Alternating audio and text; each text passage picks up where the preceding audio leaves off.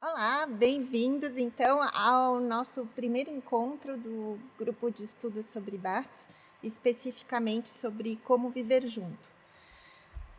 Meu nome é Cláudia Mingo Pino e eu sou professora de literatura francesa e estudo Barthes há muito tempo, desde que eu era criancinha. Não, mentira, eu estudo Barthes faz desde 2009.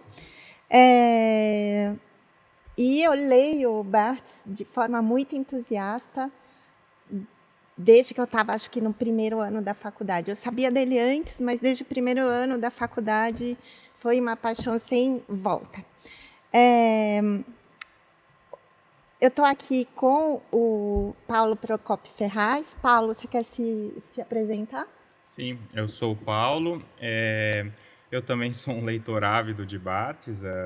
Conheci o Barthes por causa do meu interesse na crítica literária francesa, principalmente, e tenho estudado ele há bastante tempo, né? Desde 2015, mais ou menos.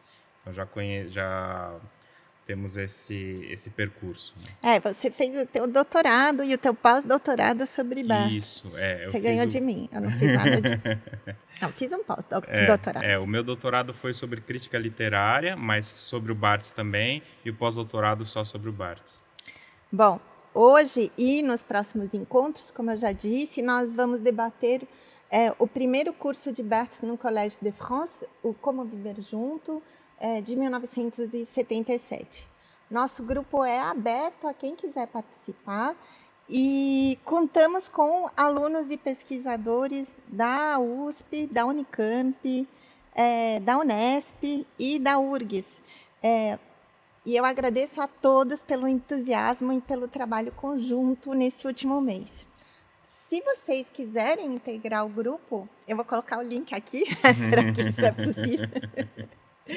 O link do Google Forms para vocês se inscreverem. Bom, hoje nós vamos ler e discutir as duas primeiras aulas do curso de 12 e 19 de janeiro de 1977. Para isso, nós dividimos o trabalho da seguinte forma. Lucas e Gabriel, que estão aqui no público, que são alunos de mestrado na USP, transcreveram áudio das primeiras aulas do curso do Barthes, disponível no site rolandbarthes.org. Vou pôr também o link aqui. Depois, Beatriz e Fúbia, alunas do mestrado na USP e na Unesp, respectivamente, traduziram as partes do curso que não foram incluídas na edição brasileira da Martins Fontes, dessa aqui. A tradução da Leila Perrone Moisés é maravilhosa, mas ela é tradução das anotações do Barthes, não do áudio. Eu imagino que logo deve sair alguma edição na França a partir do áudio, já que já saiu uma versão da preparação do romance e do neutro, que são os outros cursos do Barthes no Collège de France. Depois, todos os membros do grupo elaboraram perguntas e hoje o Paulo e eu estamos aqui para resumir e comentar as aulas e responder todas essas perguntas do grupo. Então, a gente vai começar pela pergunta do Luciano Bedin da Costa, que é um pesquisador e professor da URGS e que devia estar conectado no Zoom. Não sei o que aconteceu com ele. Eu vou fazer a pergunta dele, mas se você quiser, depois você grava. Bom, ele disse: tenho uma vontade de saber mais sobre a preparação do seminário Como Viver Junto, o contexto em que foi gestado, uma vez que em Barthes a vida e os cursos seminário parecem caminhar idiorritmicamente. Bom,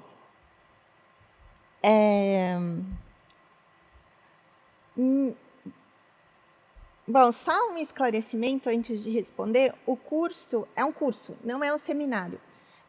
Já vou explicar essa diferença entre curso e seminário. 1977 é um ano de transição para Barthes, já que ele terá dois trabalhos diferentes. A Escola de Altos Estudos em Ciências Sociais, onde ele oferece seminários desde 1962, e também vai ser o ano em que ele vai começar a trabalhar no Collège de France, onde ele é responsável pelos cursos da cadeira de semiologia literária. Qual a diferença entre um curso e um seminário? Bom, na escola de altos estudos, Barthes tinha um grupo menor de alunos, que em geral os alunos eram também aqueles que desenvolviam mestrado ou mais tarde doutorado com ele, e com os quais a dinâmica era uma dinâmica bem mais interativa, né? Então, depende, tem seminários que são quase cursos, mas boa parte dos seminários são, às vezes, em volta de uma mesa, a partir de discussões. Já os cursos no Collège de France são verdadeiras conferências para um público que está num auditório e está, às vezes, em pé. Tem outra sala reservada para aqueles que não conseguem entrar no auditório principal. Então, até essa é uma questão que é falada no curso, né? Como a gente ouviu o áudio, né? O Barthes está todo angustiado porque tem um monte de gente em pé e ele fala, não vale a pena ficar em pé por mim. Bom, então os formatos são bem diferentes do seminário e do curso. Barthes apresentou o que seria essa semiologia literária. Lembrem que eu falei que os cursos faziam parte dessa cadeira de semiologia literária. Cadeira é o quê? Cadeira é o que a gente chama aqui de área, uma área do conhecimento, chamada semiologia literária. Ele tinha explicado o que era essa semiologia literária uma semana antes, na sua aula inaugural no Collège de France. Essa aula inaugural virou um livro do Barthes muito conhecido, que chama simplesmente Aula. Bom, o que é essa semiologia literária? Barthes não sabia muito bem naquele momento, e eu acho que é algo que a gente vai discutir aqui ao longo desses encontros. Mas eu acho que dá para adiantar que é uma espécie de crítica literárias avessas ou análise literárias avessas, só que em vez dele analisar a literatura, digamos, o objeto literário a partir de um saber, ele vai questionar o saber a partir da literatura. Então, na verdade, a literatura começa a ser o ponto de vista da reflexão sobre Barthes, não o objeto. O último seminário de Barthes na Escola de Altos Estudos em Ciências Sociais, em 76, foi o seminário sobre o discurso amoroso. Em 1977, Barthes vai escrever um livro a partir dessas anotações do seminário, o seu famoso Fragmentos de um Discurso Amoroso. Então, 1977 é o ano em que Barthes, ao mesmo tempo, oferece o curso no Collège de France, oferece ainda um seminário na Escola de Altos Estudos, o seminário sobre a ópera e a rasura, e também escreve o livro Fragmentos de um Discurso Amoroso, tudo ao mesmo tempo. O tema escolhido por Barthes para esse seminário, o tema escolhido por Barthes para esse curso, o Como Viver Junto, estava sim ligado à sua vida pessoal. Assim como o Luciano diz, né, que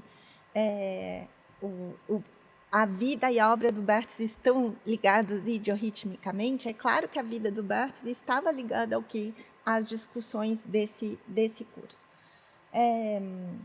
Inclusive, teve uma vez que teve um encontro aqui nos anos 90, não vou lembrar exatamente quanto, um encontro sobre Barthes no Rio, e que chamaram o adido cultural da França no Rio, que tinha sido namorado do Barthes. Isso aqui é uma coincidência, né? E foi justo... não foi nos anos 90, foi nos anos 2000, porque tinha acabado de ser publicado Como Viver Junto. E daí ele falou que a grande questão do seminário era se Barthes e ele iam viver juntos. Bom, posso falar isso, está gravando, porque o adido cultural já morreu, né? Mas ele nunca vai ouvir isso, essa fofoca. Mas, enfim.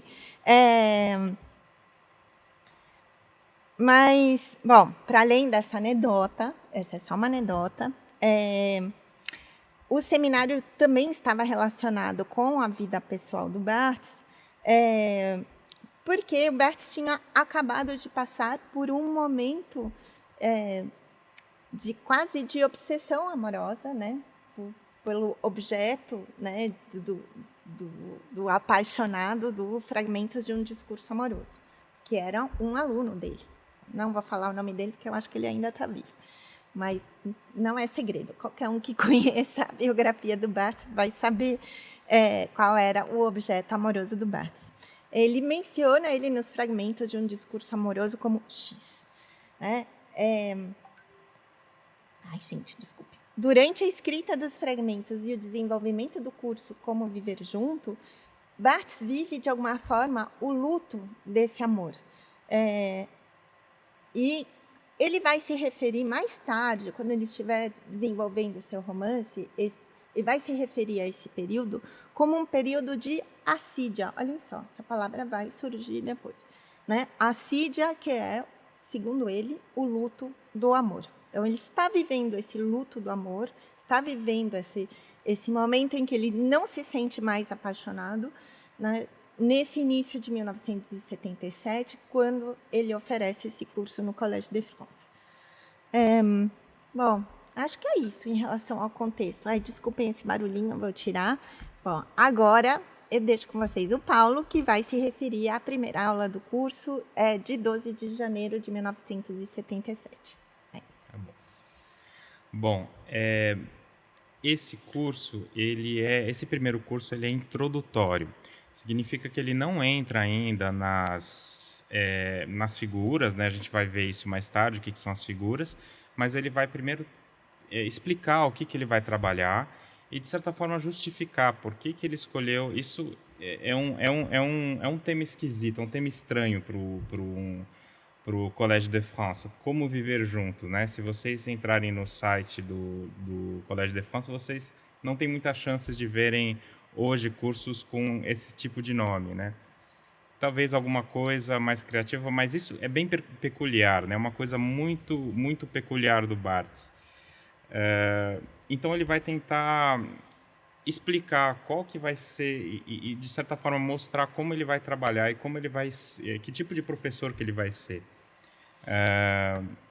Então ele começa por uma distinção que foi bastante as pessoas perguntaram bastante coisa, então a gente vai voltar para ela, mas eu vou só introduzir aqui entre uma coisa que ele chama de método e a outra coisa que ele chama de cultura. Para Barthes tem uma diferença bastante importante entre método e cultura, e ele define o método como um procedimento que procura atingir um objetivo.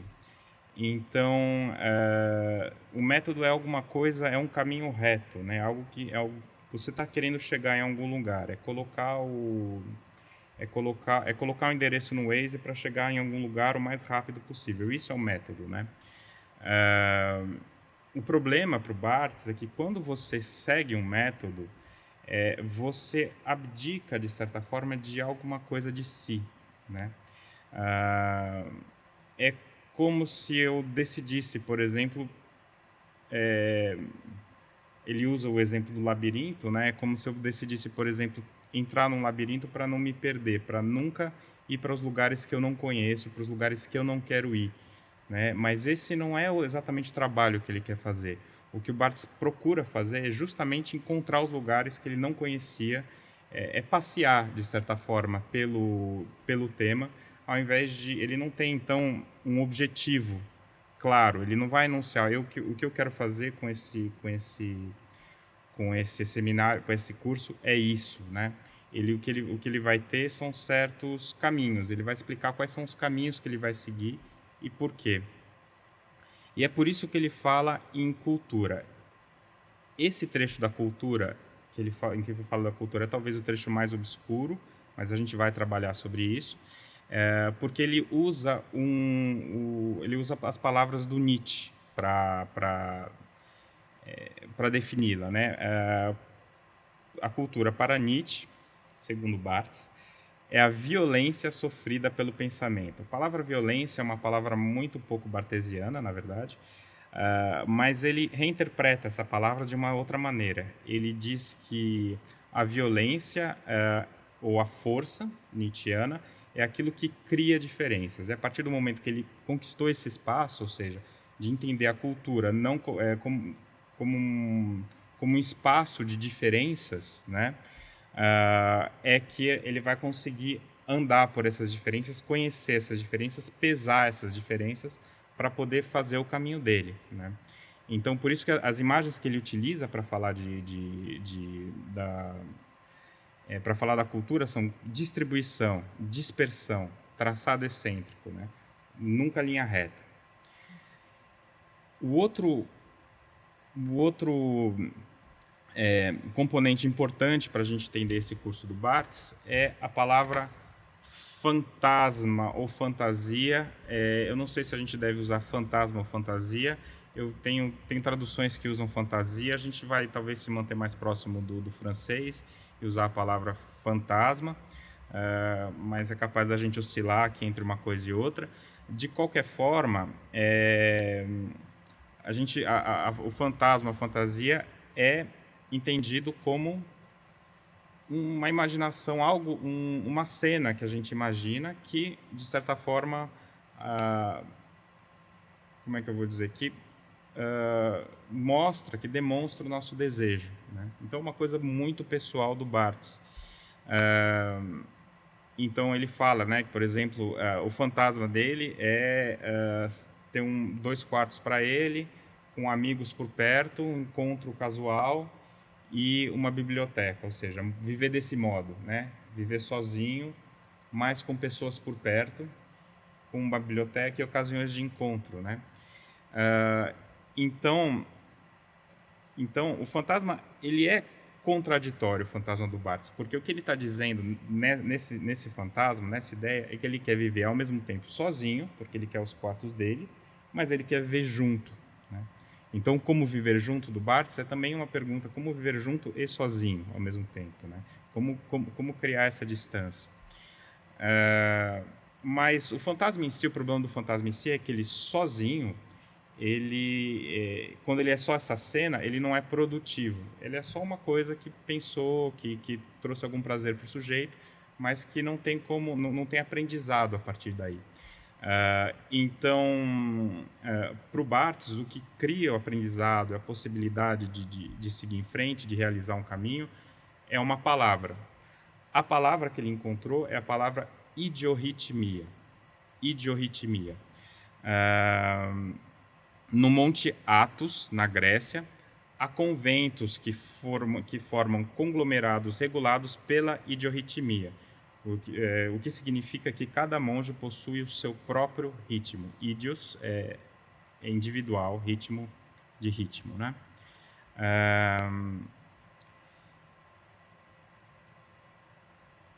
Então, a partir desse momento, ele faz uma exploração do que é a palavra ritmo, né? De onde vem essa palavra. E ele usa o histórico do Benveniste para dizer que na origem, né, a palavra rhythmus era a forma passageira de um elemento fluido. Ou seja, a palavra ritmo é a fluidez da coisa. Então, por exemplo, uma água, a água tem a forma que nós damos para ela. Ela tem a forma que ela precisa tomar naquele momento. Ele usa o exemplo da roupa, né? A roupa ela não tem um formato rígido como a mesa, por exemplo, mas ela vai mudando e as dobras da roupa elas são coisas que é um formato que muda, que é fluido, como o da água, né? Então, a partir dessa ideia de ritmo, né, do ritmo da água, do fluido, é que a gente teve a ideia do ritmo, da cadência do mar, né? E depois essa ideia temporal que a gente tem do ritmo como uma cadência, né? O problema disso, e por isso que a palavra ritmo não é a palavra que ele usa, é que esse ritmo pode se transformar também no ritmo infernal, que é o ritmo que a gente vive hoje. Qual que é o ritmo? Acorda de manhã, vai tomar café e depois vai para o trabalho. Por que a gente tem esse ritmo, né? Esse não é o nosso ritmo, não é o idiorritmo, é o ritmo imposto, é o ritmo do poder, da institucionalização, né? Tem algumas formas, ele já diz do que ele não vai falar, antes de dizer exatamente do que ele vai falar. que formas de viver junto que ele não vai falar. A primeira é do casal, porque ele quer evitar justamente a legalidade do casal. Quando tem, na época dele, hoje em dia talvez seja diferente, um homem e uma mulher vivendo juntos, nós temos um casal, uma família, e então temos a lei em cima disso, quer dizer, a legalidade, aquilo que é esperado e institucionalizado. Todo mundo sabe o que é um casal, embora ninguém saiba exatamente o que é o viver junto do Barthes. Então o problema é que a partir do momento que você fala em casal, você entra em algo que já é da esfera do poder e da hierarquia, principalmente quando você fala numa família, né? Então, ele não vai falar dos grandes agrupamentos, porque os grandes agrupamentos justamente são aqueles agrupamentos que impõem ritmos, né? E justamente não vai falar do monastério tradicional, embora o grande inspirador do Como Viver Junto tenha sido um monastério, mas um monastério relativamente marginal, aquele do Monte Athos. Então, para finalizar, né, para terminar essa aula, ele vai fazer alguns marcadores temporais do cenobitismo. O cenobitismo é a vida monástica, são os monges que vivem em monastérios, para tentar entender o que é isso, né, como chegou até onde chegou hoje. E, bom, muito resumidamente, o que ele vai dizer é que há uma diferença, um marco muito importante a partir do momento em que a religião cristã se transforma numa religião de Estado, que ela se transforma numa religião do Império Romano. A partir desse momento, a religião cristã deixa de ser marginal, passa a ser institucionalizada, e a partir desse momento, todas as formas de anacoretismo, todos os eremitas começam a serem recuperados pouco a pouco e saírem daquele ritmo próprio que eles tinham criado para entrar em algo que é aquele ritmo infernal, aquele ritmo da caserna, ou o ritmo dos monastérios que nós conhecemos hoje. Acho que é isso, né? Então agora a Cláudia vai fazer o resumo da segunda aula. Não, não é? Não, você vai responder as perguntas. Eu vou responder as perguntas. Da primeira aula, não era isso o nosso? Tá bom, tanto Peraí, faz. que eu vou procurar nosso Isso, roteiro. não, você tem toda a razão, eu que me enganei. Então, você tem a ordem aí? Tá, então eu tenho a ordem, as perguntas, bom, na ordem, então, tem algumas das perguntas aqui, a gente já tocou sobre alguns dos assuntos, né? Mas a gente vai tocar em cada um deles agora mais detidamente para a gente poder responder as perguntas, né? A primeira é a questão da Beatriz. Eu leio a questão dela. Porque ela infelizmente não vai não poder tá, ler. né? Tá bom. Então, ela deixou duas questões bastante interessantes, né? São bastante importantes, né? O que é a idiorritmia e o que é o ritmo para Barthes e como ele o entende, né? Então, bom, eu já falei um pouco, né, sobre o que é o ritmo. Ele diz o seguinte: se esse primeiro sentido da palavra ritmos, ou seja, daquilo que é fluido, daquilo que tem a sua própria forma, daquilo que assume uma forma que se modifica, se esse primeiro sentido tivesse se mantido na nossa língua, se essa ideia não tivesse, de certa forma, sido roubada de nós, a gente não precisaria falar em idiorritmia, porque o ritmos é a idiorritmia. O ritmos é aquilo, é exatamente nisso que ele está pensando, quer dizer, nós somos a possibilidade do sujeito de ter diversas formas e de se adaptar e de caminhar de maneiras diferentes, né? Mas o que acontece, e é aí que ele vai dizer, ele vai dizer uma coisa que é muito interessante, que é a sutilidade do poder está no ritmo. Porque o que o poder faz? O exemplo que ele usa é o seguinte: a criança, a mãe que está andando no seu ritmo na rua, ele viu essa cena uma vez, e como a mãe anda no seu ritmo, a criança que tem pernas mais curtas e anda mais devagar tem que correr para acompanhar o ritmo da mãe. Isso é o que ele chama, ele usa essa palavra uma vez só no curso, mas eu gosto muito dessa palavra, heterorritmia. O que é a heterorritmia? É o ritmo do outro. Então o poder ele oprime a partir do momento que ele não respeita o ritmo dos outros, a partir do momento que ele não possibilita que as pessoas possam dar no seu próprio passo, né? Então, uma das coisas que a gente viu depois da pandemia, né, é que muitos chefes começaram a obrigar os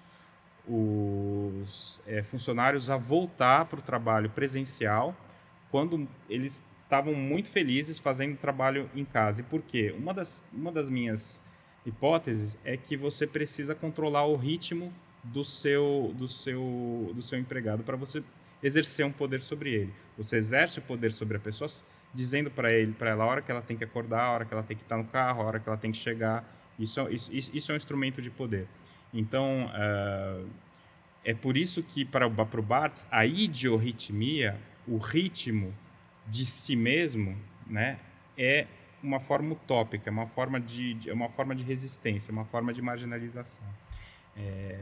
Então é assim que ele entende. Por isso que então a palavra ídio, o prefixo ídio, significa eu ou indivíduo, e ele usa isso como uma forma de salientar, de mostrar que o ritmo não é esse ritmo que a gente conhece do ritmo dos outros, do ritmo imposto, mas o ritmo que a gente vai procurar se dar, né? E ele vai tentar explorar formas de viver que ofereçam o ritmo de cada um, né? Que possibilitem o ritmo de cada um.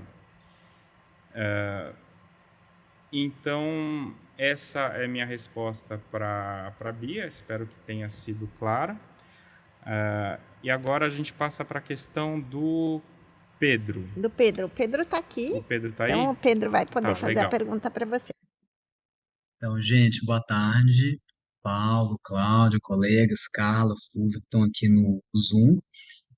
Antes de mais nada, é um prazer estar junto no começo desse empreendimento que tenho certeza vai ser está sendo e vai ser muito legal. A minha pergunta surgiu do contato, ouvindo os cursos e acompanhando as transcrições, que foram muito bem feitas pelo Lucas e pelo Gabriel. Tanto que a gente teve até já a oportunidade de conversar um pouco sobre elas. Mas, enfim, é porque eu acho que é curioso, o trabalho de transcrição às vezes é um trabalho muito mecânico, mas que às vezes surgem umas coisas, né? Aí, ouvindo, eu acho que até o Lucas e o Gabriel marcaram algumas passagens que estão realmente muito difíceis, não dá, aí você tenta ouvir de novo, não consegue entender, e aí no meio da fala dele, tal, tal, tal, ele vai falar sobre, tá falando sobre essa forma de vida do cenobitismo e fala ermite, e ermite. E eu voltei e falei, gente, ele falou isso mesmo. E a gente sabe, uma forma muito pouco benquista por esse francês hiper, né, padrão, parisiense. E eu achei curioso isso, assim, né? Porque é uma forma, digamos, uma pronúncia um pouco envelhecida e tudo mais. E aí eu fiquei ruminando sobre isso, e logo depois ele fala sobre a questão do idioma, né? Como o idioma contém várias línguas. E então eu acho que talvez esse ermite tenha me levado à questão de como que a gente vai fazer, e até eu brinquei que a gente está nessa discussão toda sobre método, cultura, mas metodologicamente, né? Para lidar com esses cursos e com as hesitações e com essas pequenas rugosidades mesmo da fala do Barthes. Então, que eu achei curioso e muito legal, porque o Lucas e o Gabriel, por exemplo, trazem vias diferentes, né? Quando o Barthes, por exemplo, vai pronunciar algumas palavras muito específicas para que talvez o público compreenda e que ele vai letra por letra, como que a gente faz, por exemplo? Né? Quando ele vai para o quadro, como que a gente faz? Quando ele se refere ao público, ou o público responde com ruídos no fundo, né? Então tem um certo impacto e tudo mais. Então, dessa questão da voz mesmo, que eu acho que talvez seja uma questão mais geral para a gente quanto grupo, né? Então, obrigado pela pergunta. É uma pergunta realmente muito interessante E ela é, assim, a gente não vai ter tempo de responder ela inteira, porque o dossiê é grande demais, né, de certa forma. Mas eu vou tentar fazer o que o Barthes faz, né? O Barthes, ele abre dossiês, né? Ele não, quando vocês vão ver que ele não exaure nenhuma questão que ele procura trabalhar, ele simplesmente põe os temas, né? Então, o que eu vou querer fazer aqui é tentar pôr os temas e depois a gente abre para discussão mais tarde, ver o que cada um acha, né? Então, eu encontrei 3 dossiês aí na sua pergunta, né? A do R vibrante em francês, de onde vem isso? A oralidade para o Barthes, o que significa isso, né, para o Barthes? E a materialidade do suporte que a gente está trabalhando, né, da aula. Então, quanto ao R vibrante, bom, para quem não fala francês, o R francês é bem aqui na garganta, né, o R, porta, ermite, né, o que foi ouvido aqui, né, um ermite, alguma coisa um pouco, muito peculiar e que eu não me lembro de ter escutado o Barthes falar isso, mas a gente tem algumas hipóteses, né?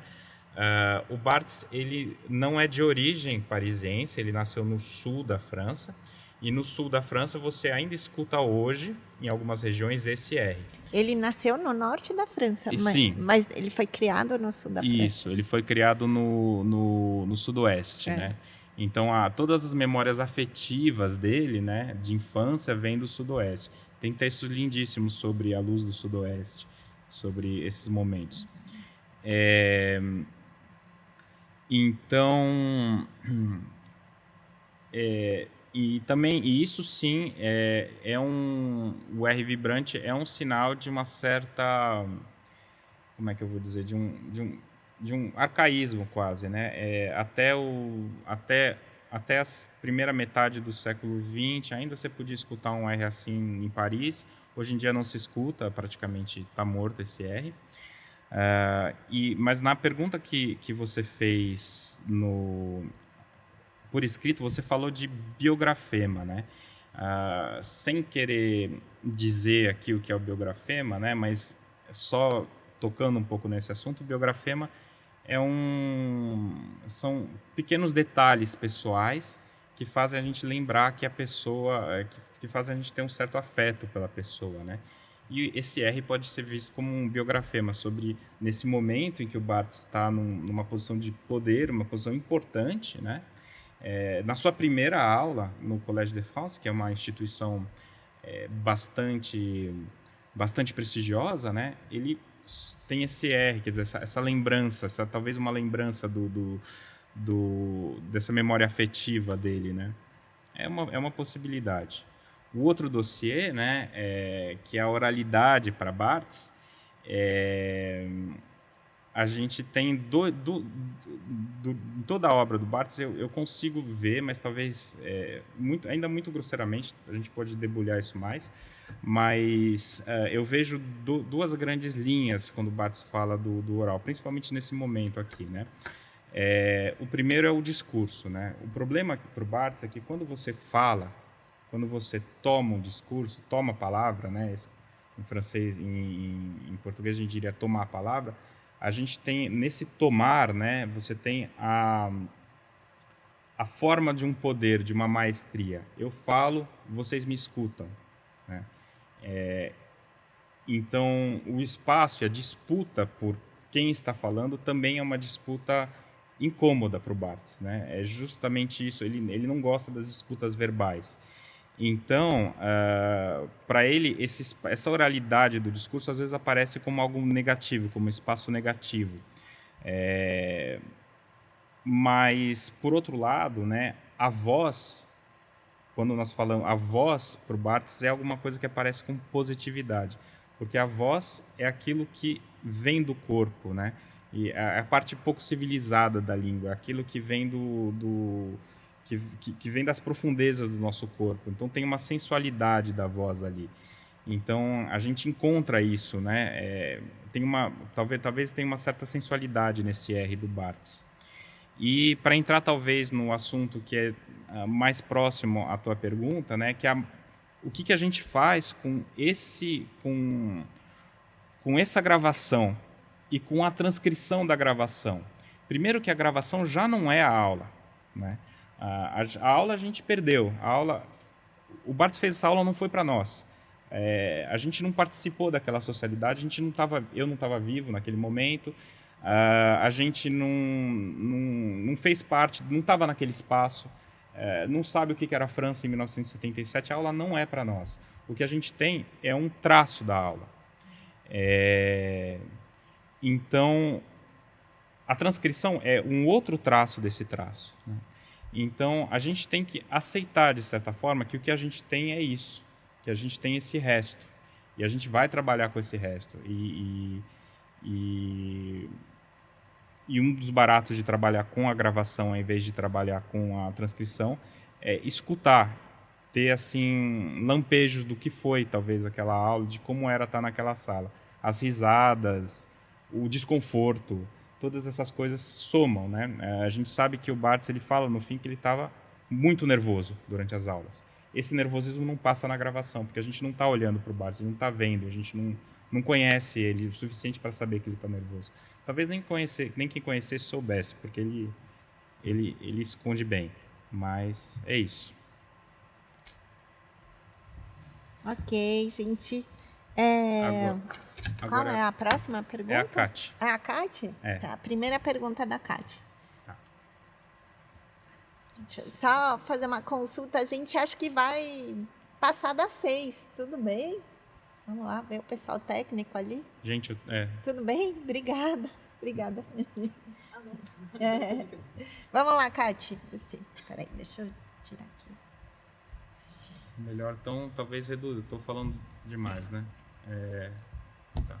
Tem que diminuir. Lembra que a gente tinha pensado em 2 minutos? 2 minutos. Tá. Tá bom. Ok. Gente, é muito chique isso aqui. Vocês têm que vir. Sério. BlaBlaCar, aqui, ó. Tá. Então, sobre a aula 1 ainda, né? Eu tenho um pouco de dificuldade de entender de onde vem exatamente essa relação do Barthes com Fourier, para além do Sade Fourier-Loyola. E aí eu, enfim, também tenho uma pista de que tem algo na biografia que a Samael escreve, mas queria entender se tem algum outro lugar que eu possa descobrir essa relação e como ela se dá. E, especialmente no que aparece no Como Viver Junto, entender de onde exatamente ele está pensando a ideia de Phalanstère e se isso é uma visão geral do Fourier ou se ele está tirando de um lugar específico. É isso. Mas que ideia de Phalanstère Que aparece na aula 1. Na aula 1, tá. Uhum. Tá. Bom, vou tentar ser mais breve. Vou tentar ser mais breve nessa pergunta, então, para a gente não ultrapassar demais o tempo. Bom, então, dois tópicos aqui. O primeiro é o Fourier na obra de Barthes, né? A presença do Fourier na obra de Barthes é mais antiga do que a gente imagina. Eu também me surpreendi ao pesquisar. Parece que a primeira menção do Fourier na obra de Barthes é de 1951. Então é super antigo. Isso você encontra na biografia do Calvet. Parece que quando ele foi tentar, ele estava procurando fazer. Barthes nunca fez doutorado, mas ele estava procurando fazer algumas teses. Ele fez algumas tentativas e numa delas tinha o Fourier ali no meio, né? Eu não tenho acesso aos arquivos, mas parece que ele ocupou um papel importante, né? Então depois mas está na obra do Calvet e tem arquivos lá, né? Sobre ele, sobre o Fourier, sobre os estudos lá na Bibliothèque Nationale. Então dá para fazer essa pesquisa, só que eu não acho que tem muita gente que fez para entender de onde vem esse interesse. Eu vou dizer, e a partir do Comment Vivre Ensemble, que a questão do Barthes é a questão da utopia, né? A questão do Barthes e Fourier é a questão da utopia. Principalmente depois de 68, o tema da utopia começa a ganhar força para o Barthes, E para o Barthes, a utopia, ele tenta recuperar uma coisa que está esquecida normalmente nas utopias, que a utopia é a utopia da linguagem. Quer dizer, a utopia não é uma coisa, você não consegue reformar ou repensar os modos de viver sem repensar o modo de falar e de escrever.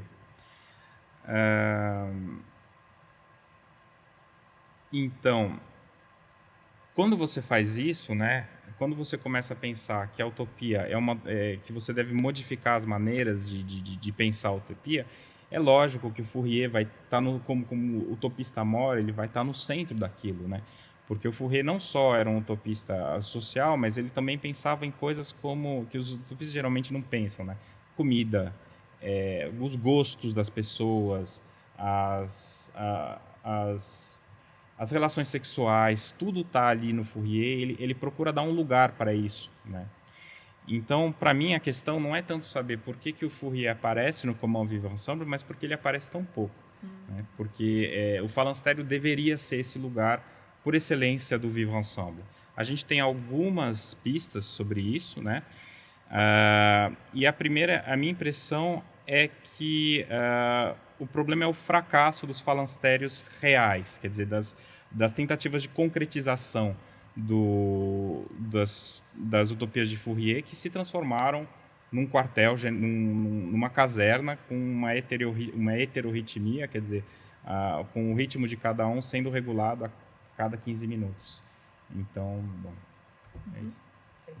Você tem uma outra questão, não Mas tinha? essa é para segunda aula, que eu vou falar da violência. Da violência, mas tinha uma sobre o método e o sujeito-objeto. São 3 perguntas. São 3. Uma era a da violência, que vocês chamaram de violência, que era da cultura, né? Isso. E a outra era sobre o método.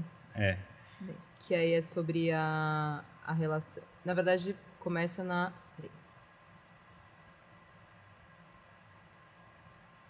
Que acho que você já respondeu, Paulo. Né? Quando você começou a falar, fazer a introdução sobre a aula, eu já... então é isso mesmo. Okay. Eu acho que a minha pergunta é a resposta da minha pergunta. Que sim, existe uma anulação do sujeito. Era exatamente isso que o Barthes estava querendo dizer. Exato. Existe uma anulação do sujeito, não existe necessariamente uma objetividade no sentido clássico do termo, mas isso é outra discussão. Outras discussões. Então, a próxima pergunta é... Deixa eu olhar aqui... Gabriel... Não. Um momento. Bia... me confundi. Teve a Bia, o Pedro, a Sofia, né? Isso. A Sofia não veio, então vou ler. Não, a Sofia está aqui. A Sofia está aqui? Desculpa. Você está escondidinha ali. Bom, eu acho que a minha pergunta ela já foi parcialmente respondida, mas vou fazer mesmo assim. No primeiro dia do curso, o Barthes ele define a fantasia enquanto o retorno do desejo, das imagens que rondam, e diz que todo esse curso é baseado na fantasia de diorritmia, essa fantasia que é muito diferente do que ele propõe no seminário anterior sobre o discurso amoroso. Ele vai continuar e diz ainda que o seminário sobre o discurso amoroso não é, de fato, a exploração de uma fantasia, e que a origem dessa pesquisa é outra.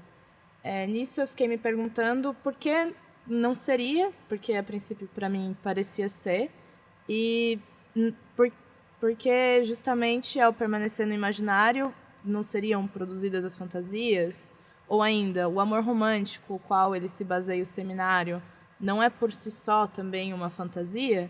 E qual que é a intenção, então, do Barthes de afastar o curso do Como Viver Junto e do seminário de uma forma tão explícita assim? Desculpem, esqueci de apontar. Bom, então a gente vai retomar, de certa forma, o que é uma fantasia, um fantasma para o Barthes, né? Eu peguei aqui a citação do Laplanche e Pontalis, né? Uma fantasia é um cenário imaginário em que o sujeito está presente e que representa, de modo mais ou menos deformado pelos processos defensivos, a realização de um desejo, e, em última análise, de um desejo inconsciente. Bom, o Barthes rouba, de certa forma, essa definição para fazer uma definição própria para ele, é preciso que haja uma cena e uma palavra, né? A fantasia. Então a cena é a seguinte, eu traduzi aqui, e bem, eu me via lá, no Monte Athos, à beira de um terraço, o mar ao longe, com 2 salas para mim e o mesmo para alguns amigos, não muito longe, talvez até uma oportunidade de reunião, como uma biblioteca.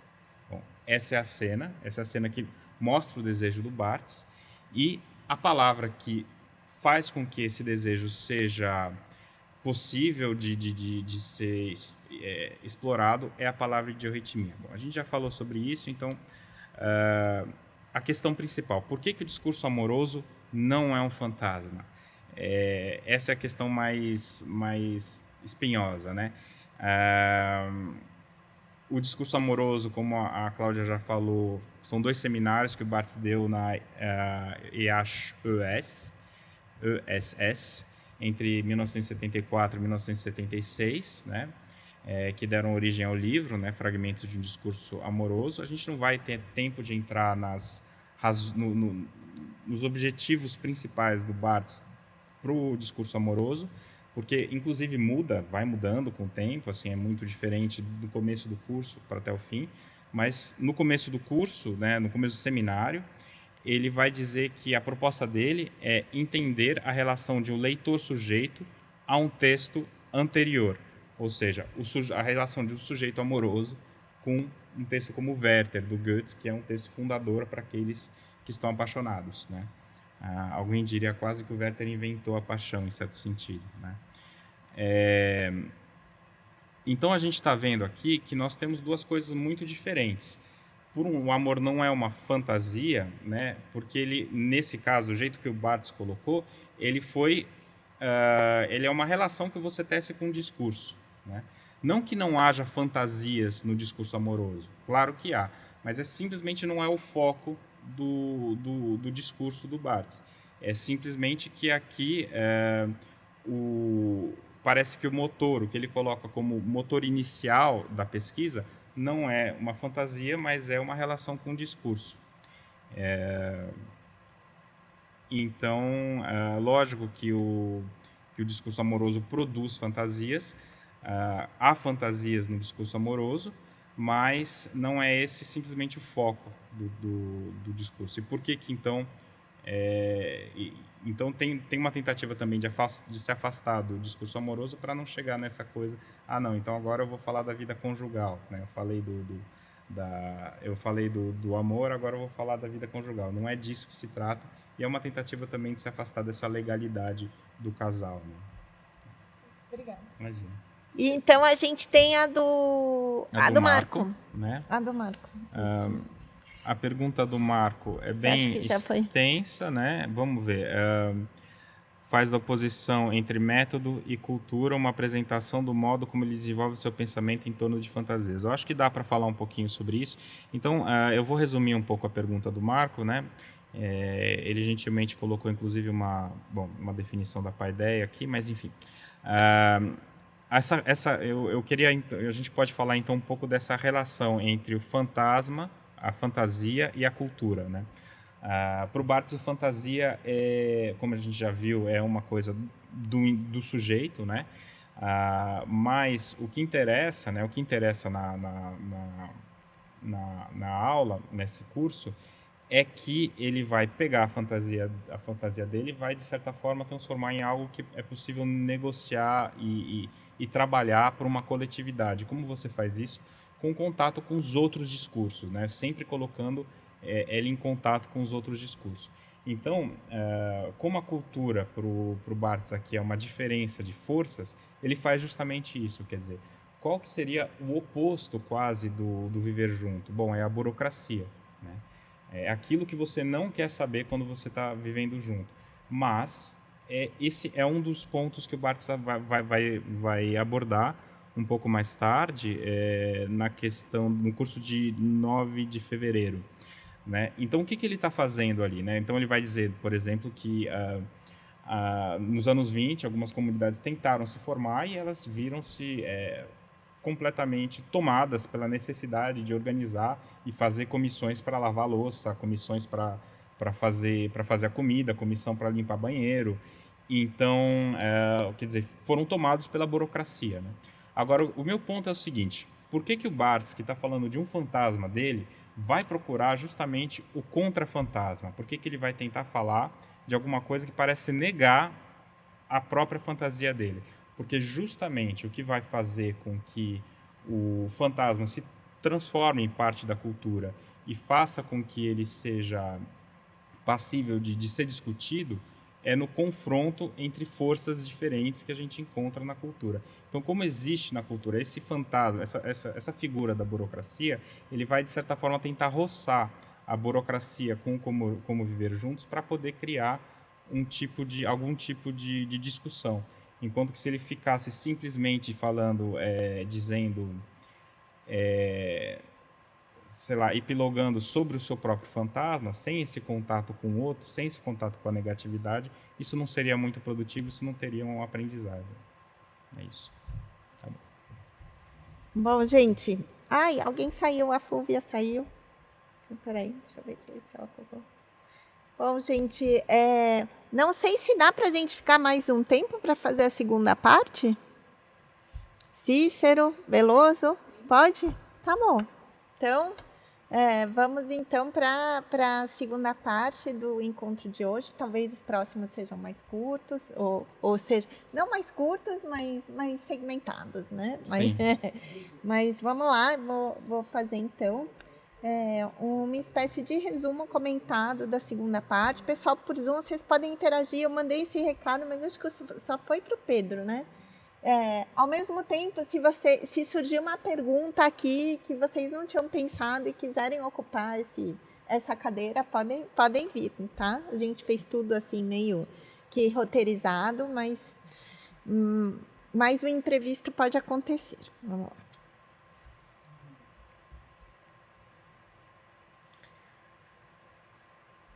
Deixa eu ver. É que eu gosto de ver o pessoal do Zoom, não quero preocupar. Pronto. Pronto, nada. Então, na segunda aula do curso, do dia 19 de janeiro, ele vai começar retomando as questões da aula anterior. Isso é interessante porque ele retoma aquilo que ele achou mais interessante da aula anterior. Então, ele retoma a oposição método-paideia e ele assume que ele está no âmbito da paideia, que nesse momento se coloca como uma pesquisa subjetiva a partir de um fantasma. O fantasma aqui é a questão da idiorritmia, a prática dos monges do Império Bizantino até o IV século, que viviam junto de uma forma mais livre, assim, fora de uma estrutura de poder como um mosteiro. Nessa aula de 19 de janeiro, que é uma continuação da apresentação do curso, o Barthes vai se referir, sobretudo, às obras literárias que ele vai abordar ao longo do ano. Como seu propósito inicial na aula inaugural era questionar o saber, como a gente já falou, a partir da literatura, a literatura, claro, que vai ocupar um lugar fundamental nesses cursos no Collège de France.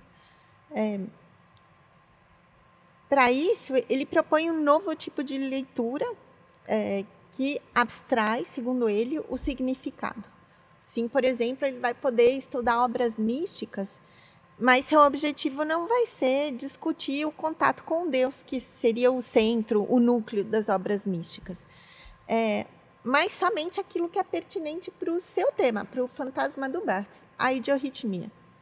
Esse também vai ser o mesmo tipo de abordagem que ele vai usar para as obras literárias. Ele não vai se preocupar com uma interpretação geral, com o núcleo dessas obras, mas sim com o que elas podem ajudar para essa reflexão sobre o como viver junto, sobre a idiorritmia.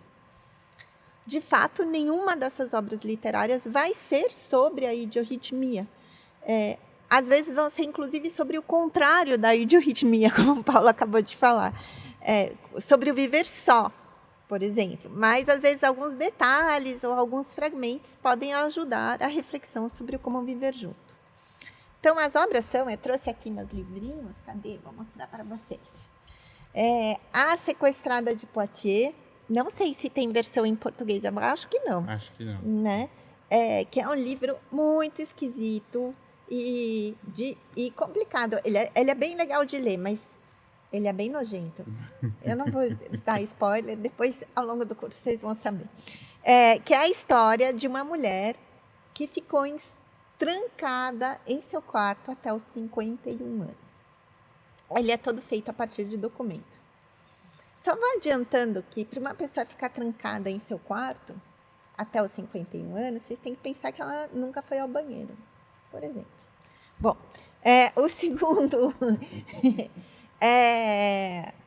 o segundo livro que ele disse que ele vai abordar é o Robinson Crusoe, famoso livro do Daniel Defoe, que conta a história, que é baseada, né, na história de um marinheiro real, Alexander Selkirk, um marinheiro escocês, que naufraga numa ilha no Pacífico. Então, o Barthes aí ele erra, porque ele fala que é numa ilha nas Antilhas. E isso é a história do Robinson Crusoe, se passa de fato numa ilha do Caribe.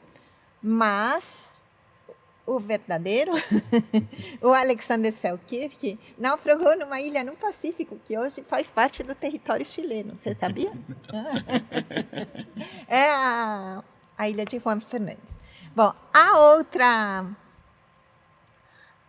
Quer dizer, a ilha chama Robinson Crusoe, mas fica no arquipélago de Juan Fernandes.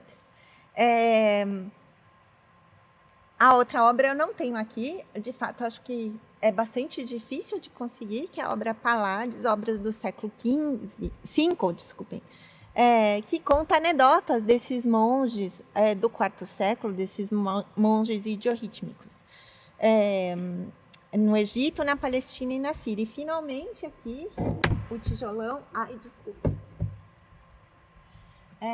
A Montanha Mágica, do Thomas Mann, que conta a vida em um sanatório de tuberculosos no início do século XX. O Barthes vai ter uma identificação muito pessoal com essa obra, porque o Barthes também esteve num sanatório para tuberculosos muito tempo depois, nos anos 40, durante a Segunda Guerra Mundial.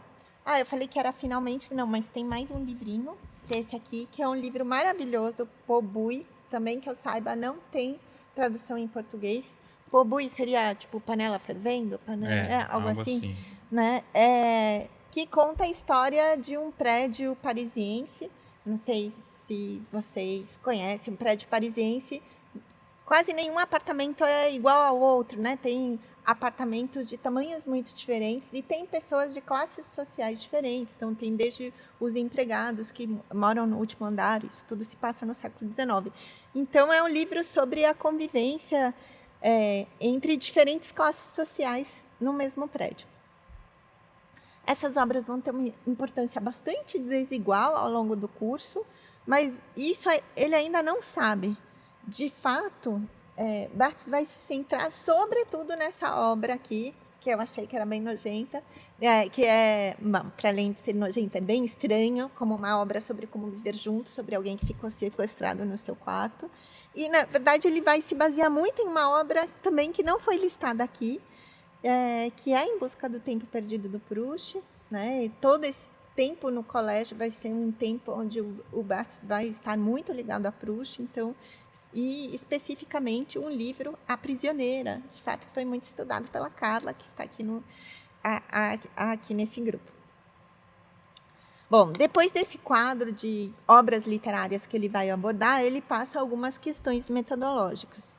Primeiro, ele diz que ele vai usar uma rede de palavras gregas, 30 palavras gregas, das quais ele destaca monosis. Eu estou falando como francês. Gabriel, você me ajuda, que ele estudou grego, hein? Que é monosis, que ele diz que é viver na condição de eremita. Anacoresis, se diz anacoresis? Anacoresis. Eu acho que vamos tentar falar do jeito certo. Anacoresis, que é viver fora do mundo. Koinobiosis, que é viver junto. Na verdade, essa é uma palavra que o Barthes meio que cria ali. Askesis, que é a regulação do tempo, dos espaços, dos objetos.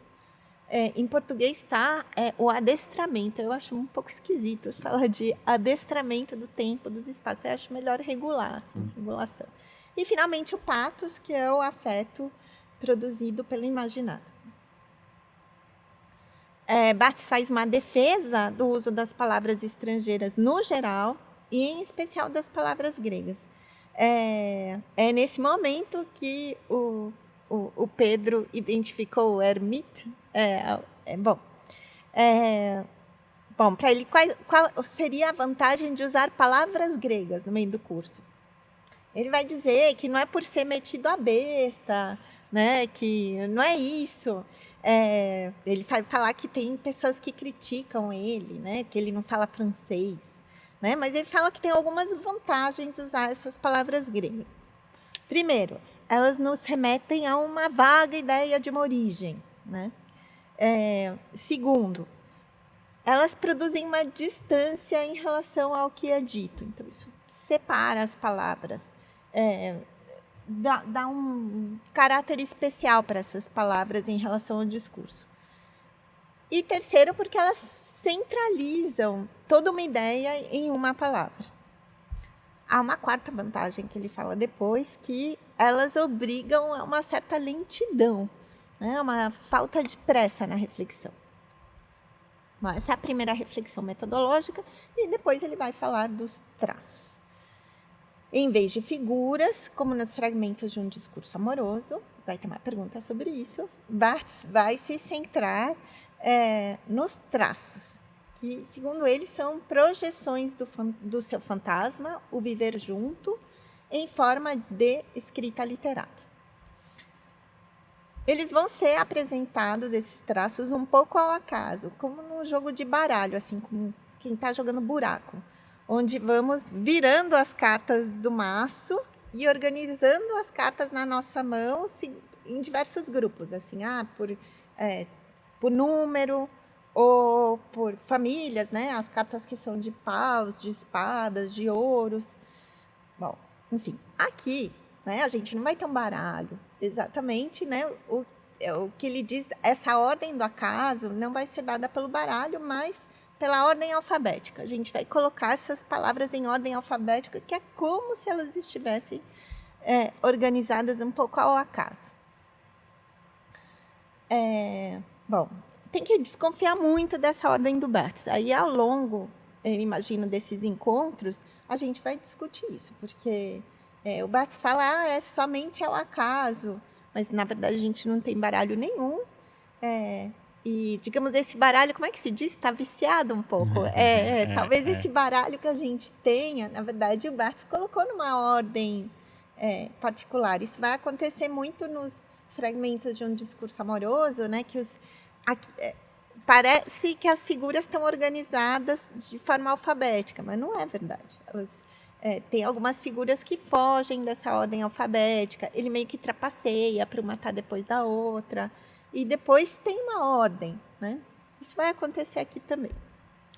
Bom, e assim...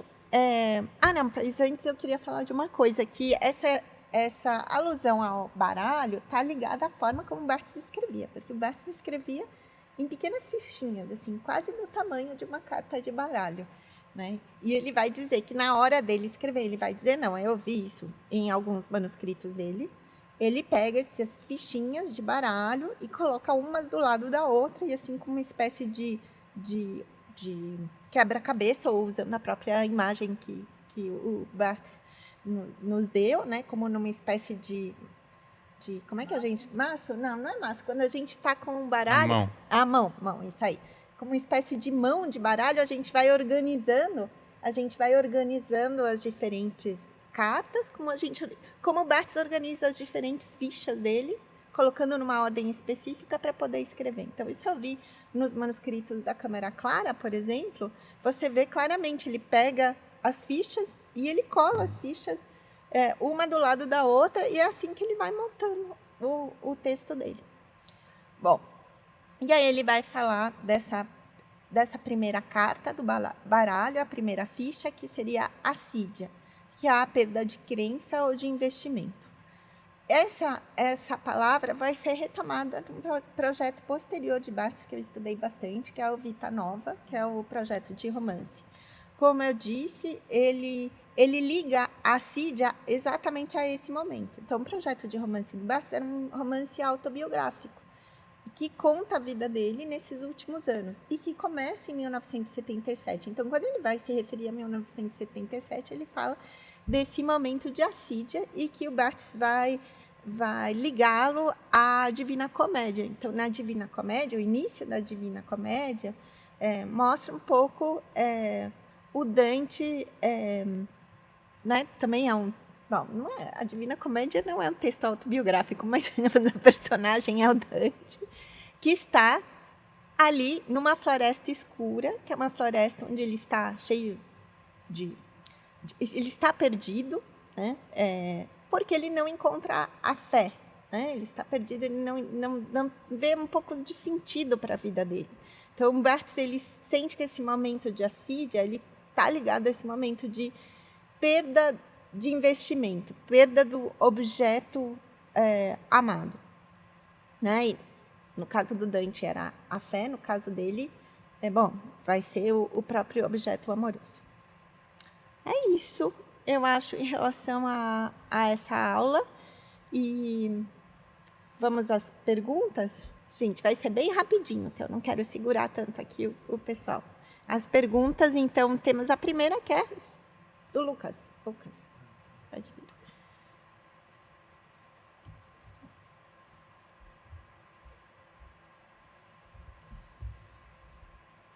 Aqui, ó, também tá aqui, ó. Bom, a minha primeira pergunta é justamente sobre a Sídia, que eu achei uma figura muito interessante, né? Ele fala, né, como não somos monges, né, mas algumas dessas questões nos intrigam também e fazem a gente pensar no nosso mundo contemporâneo. E eu achei que a Sídia talvez fosse uma delas, né? E pensei num exemplo de uma Sídia da vida moderna, talvez fosse justamente a solidão da pesquisa acadêmica. E aqui uma tentativa de lutar contra essa Sídia aqui nos reunindo e conversando sobre as coisas. Mas, enfim, o Barthes, ele diz que o cenobitismo foi um modo de lutar contra a Sídia de um monge, integrando ele numa estrutura comunitária forte. E aí eu pensei que a Sídia, talvez, então, ela viesse dessa solidão que geraria essa falta de investimento, e no caso do monge, é o investimento na fé. E aí o que talvez não tenha ficado tão claro para mim, eu acho, é que no final do texto ele coloca, e aqui eu cito Barthes, né, que a Sídia moderna, quando não se pode mais investir nos outros, no viver junto, no viver com alguns outros, sem poder, entretanto, investir na solidão. O dejeto de tudo, sem nem ao menos um lugar para esse dejeto. O dejeto sem lata de lixo. E aí o que eu tinha entendido na primeira leitura é que talvez essa Sídia, ela viria dessa solidão extrema, que geraria uma falta de investimento. Mas aqui ele coloca que a Sídia é quando não se pode investir também no viver com alguns outros. Quando o investimento não é possível, aí seja no viver junto ou seja na solidão. Então, resumindo, né, a Sídia ela pode aparecer também na vida em comunidade, e esse dejeto sem a lata de lixo é porque a gente está tratando da falta de investimento em si e não da falta da coisa investida, como o do ser amado, por exemplo? Ok, pode ficar aqui. Pode ir. Bom, é muito forte essa imagem com a qual o Barthes termina, né, essa aula, né? Ele fala a Sídia é o dejeto, é o lixo, mas fora da lata de lixo. É horrível quando você lê e você sente um aperto no coração. Bom, a Sídia, como eu disse, é um momento de perda do objeto. Mas perda de um objeto é também reconfiguração daquele que deseja, porque ele não sabe mais quem ele é, porque ele se definia pelo objeto amoroso. E então ele se definia pelo seu desejo. Mas em termos psicanalíticos, o desejo não tem como sumir, porque o desejo não depende de um objeto em particular, mas de uma falta essencial, a mãe. Digamos que na assídia, o sujeito procura um novo objeto para fazer funcionar a sua máquina de desejo, que não está funcionando muito bem.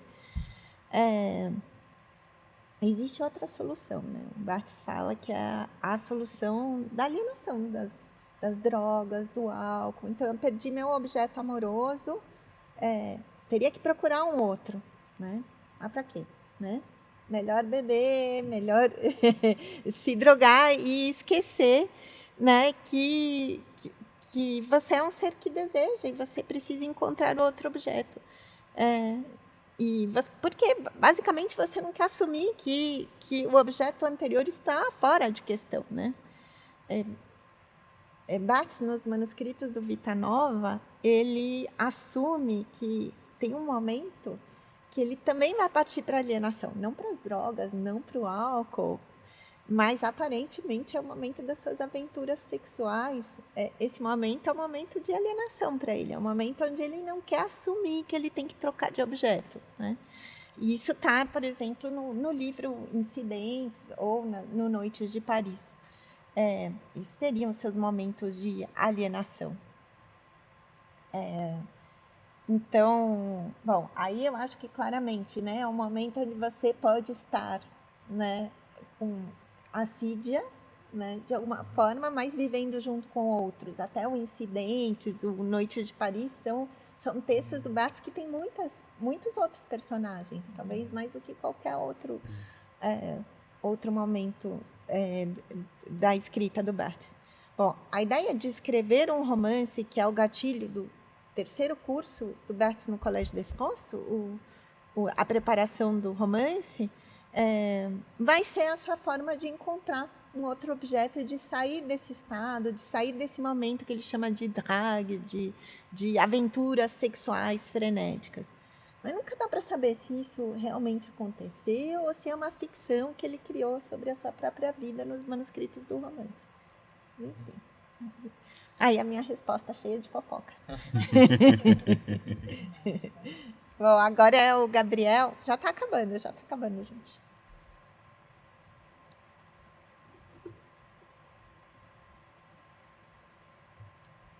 Boa tarde. A minha pergunta, ela é sobre o Estatuto do Fragmentário. Mais alto. E não está no microfone. Gente, vocês já precisam ir? Não, só para ele falar mais alto, okay. Perto do microfone. Tá. Você pode até subir o microfone. Pronto. Boa tarde. A minha pergunta, ela é sobre o Estatuto do Fragmentário no curso. Nos fragmentos, o livro se desenvolve às voltas do que ele chama de figura. Já no curso, que não foi ministrado muito tempo depois, ele muda para traço. Quais seriam as relações possíveis, seja de proximidade, de diferença entre uma figura e um traço? Ok. Bom, as duas noções, Gabriel, estão muito relacionadas e partem do mesmo princípio, que é procurar uma forma de sair do conceito. O que o Barthes não queria fazer eram conceitos. Aqui, Barthes se inspira muito em um texto do Derrida, que chama A Estrutura, o Signo e as Ciências Humanas, em que ele se refere à impossibilidade de falar hoje, eu falo hoje, mas o Barthes, mas o texto do Derrida, eu acho que sei lá, não lembro de quando que é, mas a conferência que ele fez,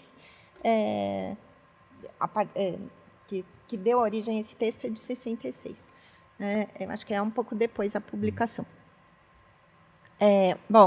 Nesse texto, Derrida fala que é impossível falar hoje, depois de Nietzsche, depois de Freud, de conceitos como verdades que estão fora dos indivíduos, como verdades metafísicas. Mesmo assim, as ciências humanas continuam usando conceitos. Apesar de que, depois de Freud, isso é muito difícil. Então, elas falam, o signo, a estrutura. Então, o Derrida está falando, olha, esses conceitos são regularmente usados pelos meus contemporâneos. Bom, Barthes foi profundamente impactado por essa conferência do Derrida em 1966, né? E ele, a partir desse momento, procura formas de sair dessa armadilha dos conceitos, do saber das ciências humanas. Aí a questão dele era como fazer um texto ensaístico, um texto, por exemplo, de crítica literária, e apresentar conceitos que sejam ao mesmo tempo subjetivos, né, não conceitos de verdade, que sejam noções subjetivas e que ao mesmo tempo sejam comuns a vários indivíduos. Então, que eu possa falar disso e você possa entender do que eu estou falando. E mesmo assim eu não inventar um conceito que seja uma verdade. Bom, as figuras dos fragmentos fazem parte, eu acho, dessa busca do Barthes de procurar algo que não seja um conceito. Para isso, ele se inspira um pouco em Bataille, né, do livro A Experiência Interior, e pensa em criar noções a partir de outros campos lexicais que tenham ligação com sensações, assim. Então, no caso do fragmento de um discurso amoroso, as figuras são espécies de noções ligadas a palavras do imaginário romântico. Então, errância, chorar, festa, mágica, enfim, né? Ciúme, né? Só para dizer, são vocabulário que você nunca usaria para um texto de saber. Não poderiam ser conceito, né? Eles são uma outra coisa, né? Os traços, acho que fazem parte dessa mesma busca. Mas, em vez de procurar palavras de outros campos lexicais, como, por exemplo, o vocabulário amoroso, o Barthes vai procurar palavras de outras línguas, né? Nesse caso do grego. Mas, de fato, muitos traços do Como Viver Junto, para mim, funcionam como figuras também. Então, é só mais uma palavra que ele usou para falar dessa busca dele, desse novo tipo de conceito. Não sei se dá para entender, deu? Sim? É isso. Puxa. Kátia, será que dá para resumir um pouco a tua pergunta? Deixa eu ver.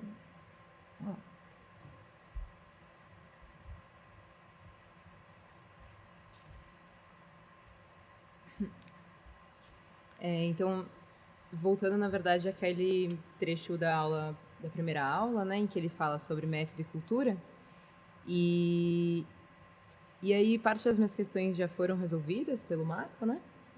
Obrigada, Marco. Mas, na verdade, eu continuo com a dúvida que possivelmente vai se resolver quando eu ler essas referências de onde o Barthes está tirando isso, que é quando ele está falando sobre a paideia, e aí parece que essa associação ele está tirando da leitura do Deleuze, do Nietzsche. E aí o que eu queria saber é o que seria exatamente essa violência, essa força de que o Barthes está falando, se isso tem a ver com uma imposição de regras que é colocada pela cultura. E é isso, basicamente. Ok, bom. Muita coisa nessa questão. Ela me deu muito trabalho. Não fui eu que fiz esse problema. Quem fez isso foi o Barthes. Foi mesmo. Bom, primeiro, a palavra paideia, né, não vem do Deleuze nem do Nietzsche, vem, como o Barthes fala, dos gregos. Né? Eu acho que isso é bem genérico, porque a gente não pode falar que uma ideia vem dos franceses ou vem dos brasileiros, né? Existem muitos pensadores gregos, né? Pensando que ele está se referindo aos gregos da antiguidade, né? E que cada um vai interpretar esse conceito de formas diferentes. Eu acho que dá para pensar que uma das primeiras referências à noção de paideia, mas ainda não com esse nome, acho que está no Platão, na República, no livro 2, onde Sócrates se refere à educação do guardião da cidade. Ele diz que esse guardião da cidade, eu tenho a maior vergonha de estar sendo gravada aqui, eu sei que tem uma série sobre estudos clássicos, e eu aqui dando a minha opinião sobre o livro 2 da República. Bom, não é nem minha opinião, e baseando um pouco no Barthes, no que o Barthes diz, né? Mas, Sócrates diz que para educar o guardião da cidade é necessário que ele conheça, várias formas de saber. Então, ele vai dizer, é preciso que essa pessoa conheça música, conheça ginástica, são umas coisas meio estranhas, fábulas. Ele vai dizer, tudo faz parte dessa cultura, dessa busca do indivíduo, né, por um discernimento, né? Então, começa por aí, né? Ele quer esse tipo de conhecimento que passeia por vários tipos de produtos, né? Produtos culturais, e que a partir disso o indivíduo vai pensando de outra maneira, né? Seria isso. Bom,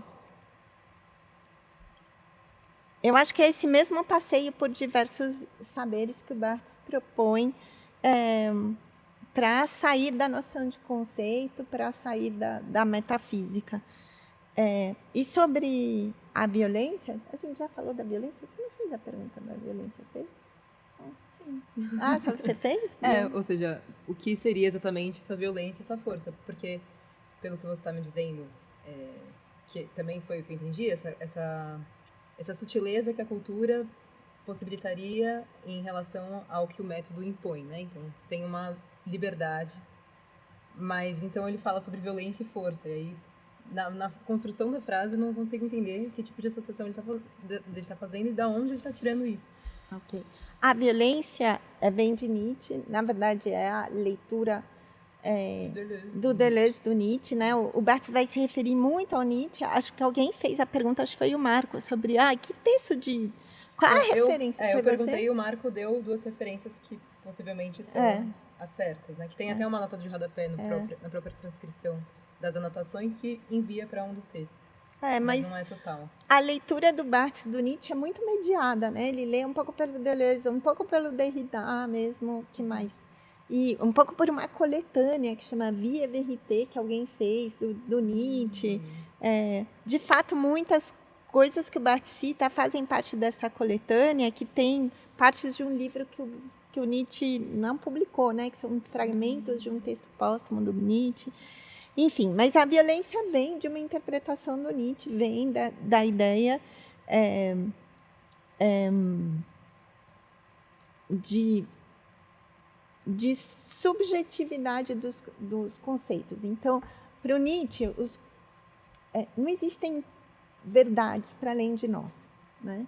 E essa ideia que a gente imagina que são os conceitos, né? O que seria estrutura, o signo, né? Haveria uma definição, teria uma verdade sobre eles, né? Isso, na verdade, é uma verdade para alguém, né? E que nos foi imposta como se fosse a verdade. A forma como essa subjetividade se coloca segundo o Nietzsche, uma força e uma violência. Só que é uma violência que a gente nem percebe, porque ela, de fato, ela está escondida, né? A gente não imagina que o autor, por exemplo, um conceito que o Barthes vai a gente vai achar que tem uma definição de autor. E a ideia não é essa, não. Alguém quis fazer essa definição ela é conveniente para alguém, ou para algum grupo de poder, né? Só que a força deles é tão grande que eles esconderam isso e nos fizeram passar isso como uma verdade, né? E aí o Barthes está voltando um pouco a mitologias, né? Exatamente. E a doxa e todo esse passado.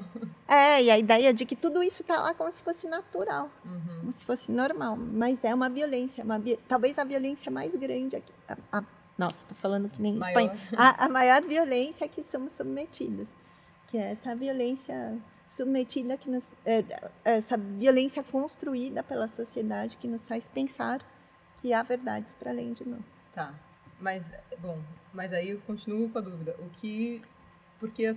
Então, como que esse tipo de cultura vai ser uma alternativa ao método? Isso que não... Então, isso, como o próprio Paulo falou, é confuso mesmo, assim. Porque você não é uma alternativa, né? Não, mas por quê? Porque o Barthes, ele acha que... É claro que ele não vai fazer a verdade, não? Ele está se recusando a fazer a verdade. O que ele está mostrando que tudo é fantasma, tudo é fantasia dele, tudo é subjetivo, né? E por isso que esse é o método dele, né? Ele quer mostrar que essas ideias são de alguém. E aí isso tem a ver com a pergunta da Sofia, que é a nossa última pergunta.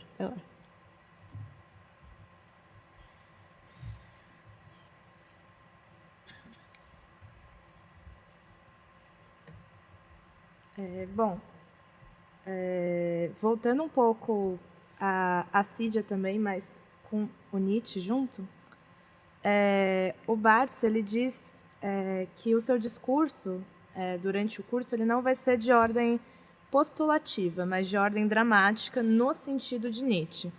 Ele dá uma breve explicação do que seria isso, que é colocar o que em vez do quá, mas o que isso significa, né?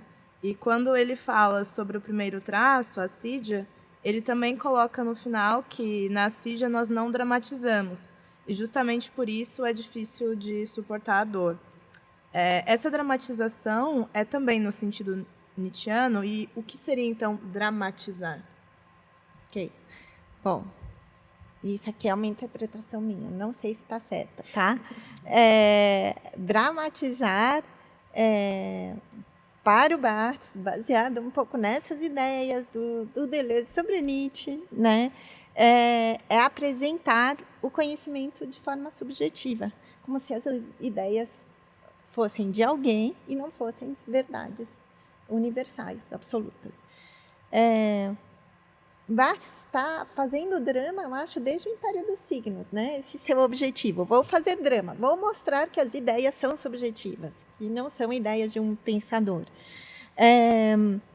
Mas eu acho que isso fica bem mais claro no Roland Barthes por Roland Barthes, e vai ficar depois com os fragmentos de um discurso amoroso que ele vai escrever enquanto ele faz esse curso.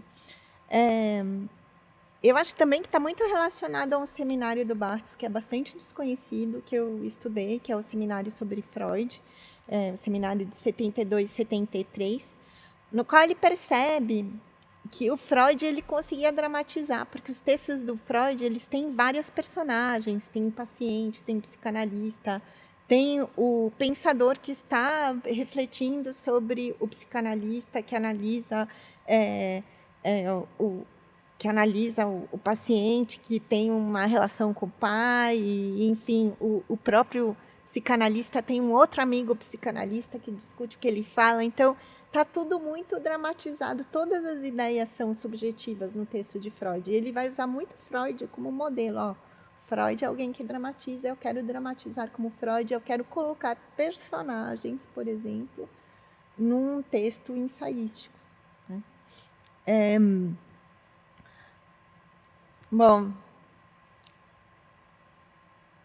eu não sei, eu coloquei aqui, eu não sei se estou falando besteira em relação à Cídia, eu não sei por que eu coloquei isso, mas eu devo estar falando besteira. Mas, enfim,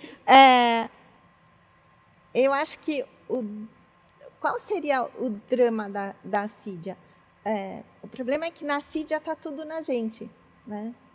Quando você está apaixonado, né, você tem um objeto amoroso, você se divide, meio que você dramatiza, né? O atuador está em você e está no outro que não me quer. Agora, na Cídia, que talvez, aí aproximando a pergunta do Lucas, que fala sobre a Cídia moderna, a Cídia, que talvez algo que a gente possa relacionar com a depressão, por exemplo, que é algo mais moderno, está tudo em você. Você é a falta de desejo e a falta de objeto, porque é você que não procura outro objeto, você que não vai atrás, entendeu? É tudo culpa tua.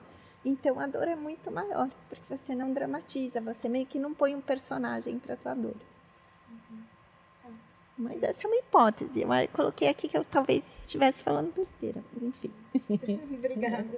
É isso aí. E, bom, agora a gente já está caminhando para o final e a gente queria terminar com uma pergunta da Carla.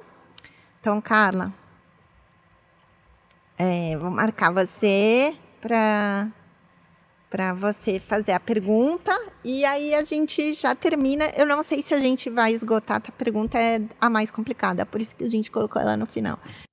Perfeito, boa tarde, pessoal, foi muito bom. Para mim, essa pergunta não era tão complicada, mas eu acho que ela é complicada porque ela esbarra um pouco nessas contradições do próprio discurso do Barthes, a coisa da cultura, do método, né? Então, ela é assim, quando o Barthes inicia o primeiro encontro, né, a primeira aula, tratando de método, trazendo inclusive o Deleuze como referência, há uma tendência da gente, enquanto leitor, em entender o método como algo positivo, porque para o Deleuze ele fala que o método é quando o pensador faz uma escolha consciente, né? E a cultura não, a cultura estaria muito do lado do inconsciente, daquilo que é imposto inconscientemente. Contudo, à medida que a gente vai lendo Barthes, a gente percebe que o método está ligado também ao poder, a essa sociedade cenobítica, que seria esse poder também, esse método de fazer todos viverem no mesmo ritmo, né? Eu penso no capitalismo, né? O capitalismo é isso. E ele busca, então, uma saída utópica, que é a da idiorritmia. É muito interessante pensar isso para um curso, no qual geralmente a audiência se submete ao método do pensador, do professor. Como atingir a idiorritmia em um curso? Enfim, eu acho que é mais um comentário aqui reflexivo do que uma pergunta, não sei. Eu acho que a gente vai continuar esse comentário. Eu acho que essa é a pergunta do milhão, pelo menos para mim. E aí, né? Como é que você transforma isso num ensino, né? Essa reflexão numa reflexão sobre o ensino, né? Como é que o ensino pode ser idiorrítmico? Será que tem como professor não dar regras, né? Não impor um ritmo monástico, né? Não dizer, olha, a gente vai agora fazer perguntas livremente, por exemplo. Isso também é uma forma de dar um ritmo, né? E isso sempre cai nas mãos do professor. Como deixar que cada aluno procure a sua própria cultura, né?